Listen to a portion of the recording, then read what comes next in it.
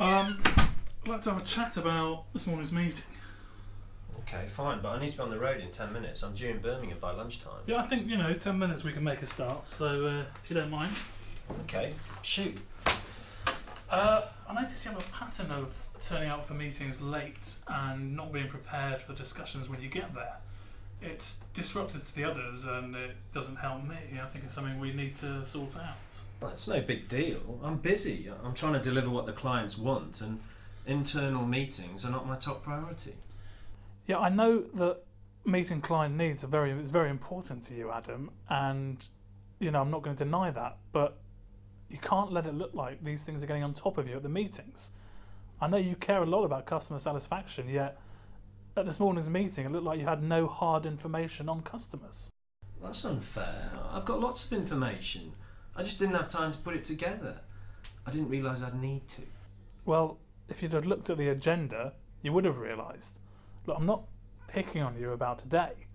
I'm raising a wider issue that you don't seem to be engaged with the need to be informed and inform others at these weekly meetings.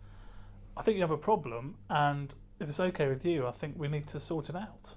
Yeah, sure. If it's affecting how I'm seen. Because no one around this table works harder than me. I wouldn't challenge that. Now, help me out here. What's the best use of our time for sorting out the problem with you in meetings?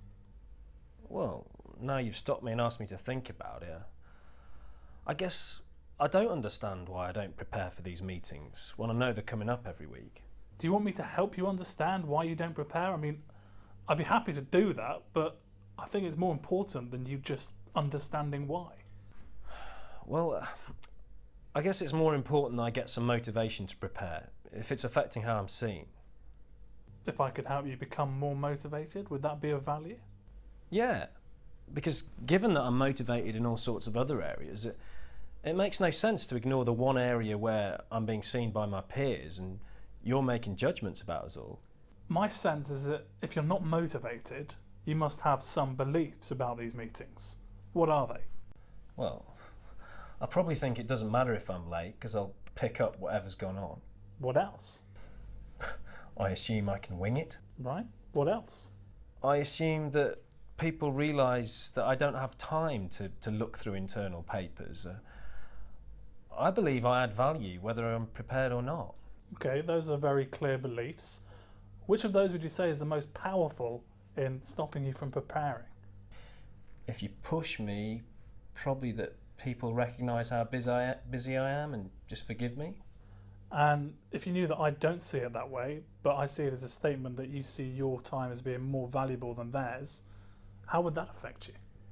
Well, I'd say I looked arrogant, which isn't my intention at all. And what is your intention? To show that I'm really involved in my role and in delivering results. And if you want to show that to people, how could you best go about it, other than appearing ill-prepared and late? Well, I would make sure I went through the agenda and dug out any figures that relate to my area.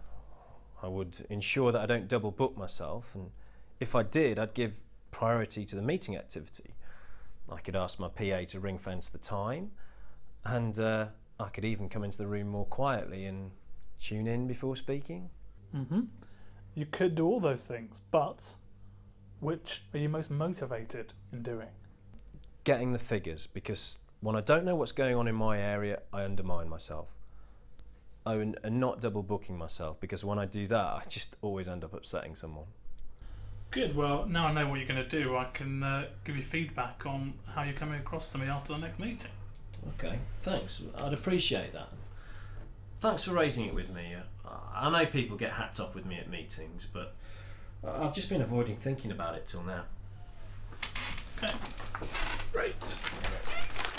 Fast coaching doesn't have to be lengthy. In that brief conversation, the manager was able to establish a purpose for the conversation, increasing Adam's motivation around internal meetings so that the conversation had a focus. He was prepared to help Adam explore why, but he also signalled the potential limitations of that approach.